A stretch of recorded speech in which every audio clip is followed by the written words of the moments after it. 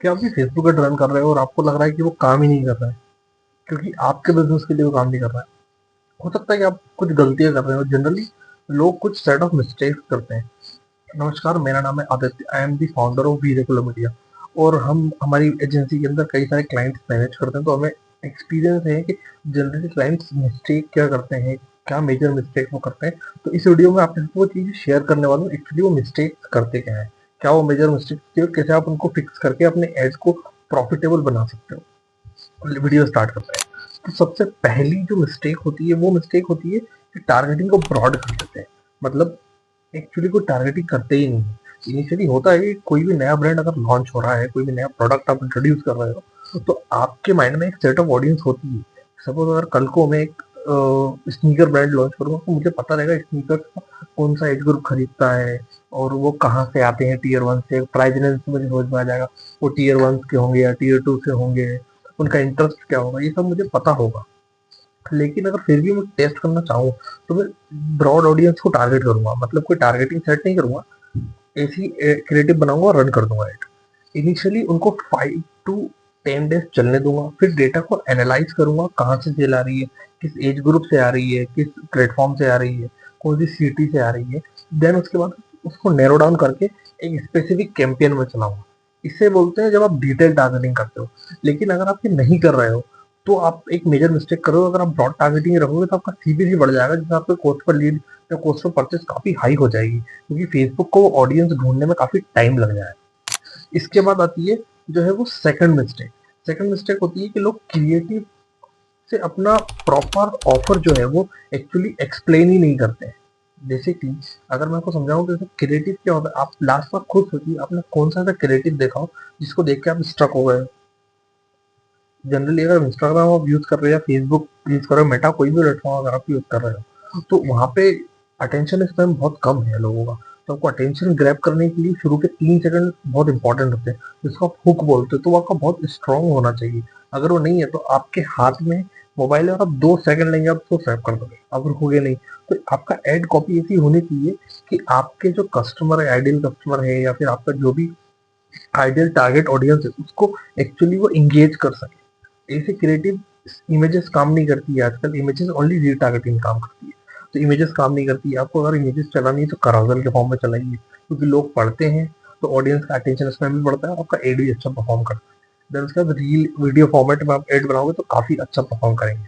तो ये दो सेट्स ऑफ एड काफी अच्छा परफॉर्म करते हैं, बट ध्यान में आपको ये रखना है कि उसके आपके हुक बहुत स्ट्रांग होने चाहिए और आपका ऑफर बिल्कुल क्लियर होना चाहिए। आप कहना क्या चाहते हो, क्या आप ऑडियंस या कस्टमर को दे रहे हो, वो आपका बिल्कुल क्लियर होना चाहिए।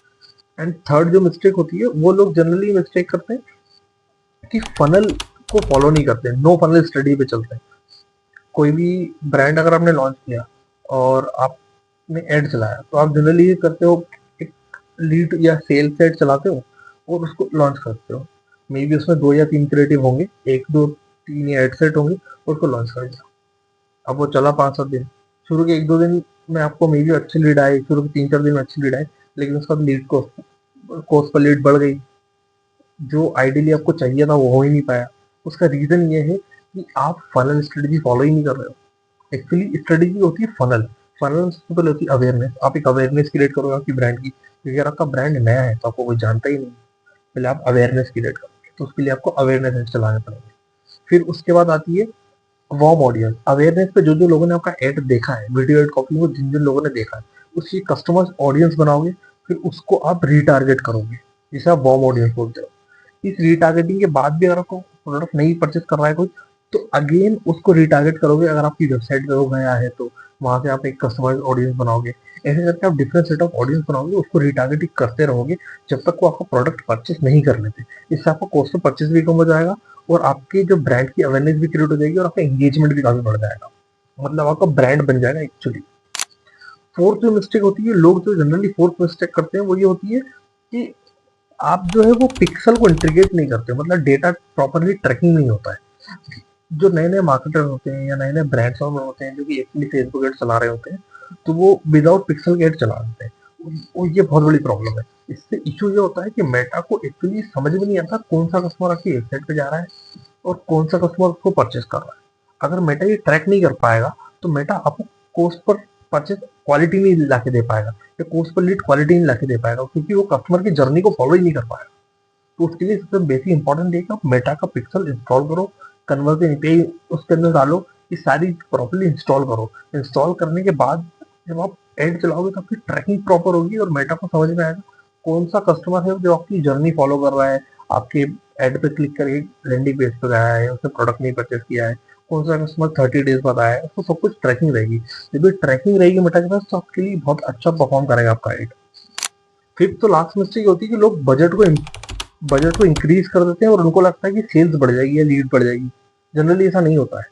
मेटा में जब भी अगर आप आपकी शुरू में इनिशियली अगर आपने एड स्टार्ट किया 2 या 3 दिनों के अंदर आपके पास, अपन एज्यूम करते हैं कि एक दिन में 2 लीड आई, किसी एक दिन में 3 लीड आई, अब आपने बजट बढ़ा दिया, आप एज्यूम कर रहे हो कि एक दिन में 10 लीड आ जाएगी, बट एक्चुअली ऐसा नहीं होगा, कोस्ट पर लीड ही बढ़ जाएगा। उसका इशू ये है कि आप एक्चुअली वो फॉलो नहीं कर रहे हो मेटा का। लाइक आपको टेस्टिंग करना है, आपके एड क्रिएटिव कौन से परफॉर्म करें उसके अंदर, उन एड क्रिएटिव को देखना है कौन से एड क्रिएटिव नहीं परफॉर्म करें उन स्पेसिफिक टाइम पीरियड के अंदर, जब तक आपके एड स्टार्ट हुआ, जब तक आपके एड चल रहे हैं उनको ऑफ कर देना है। अदरवाइज क्या करेगा मेटा, उनको भी अपना बजट देगा और फिर आपका जो इनिशियली आपने बजट बढ़ाया वो वहां भी स्पेंड होना चालू हो जाएगा, तो आपकी कॉस्ट पर परचेज है वो बढ़ जाएगी। तो इससे आपको उनको ऑफ कर देना है। तो आपको टेस्टिंग करनी है, क्रिएटिव को लोग टेस्ट नहीं करते हैं, तो आपको टेस्टिंग क्रिएटिव की करते रहनी है, टारगेटिंग को टेस्ट करना है, interest based targeting, behaviour based targeting, आपको टेस्ट करते रहना है। जब ये टेस्ट करोगे तो आप विनिंग टारगेटिंग ढूंढ पाओगे, विनिंग क्रिएटिव ढूंढ पाओगे, फिर आप स्केल कर पाओगे स्लोली स्लोली। स्केलिंग करने का भी एक तरीका होता है प्रॉपर, कैसे आप स्केल करते हो एक ब्रांड को। अगर आपको वो जानना है तो इस चैनल को सब्सक्राइब कर लो और कमेंट में लिखो स्केलिंग, तो मैं नेक्स्ट पार्ट उसके ऊपर लेके आऊंगा कि एक्चुअली ब्रांड को स्केल किया कैसे जाता है मेटा के ऊपर।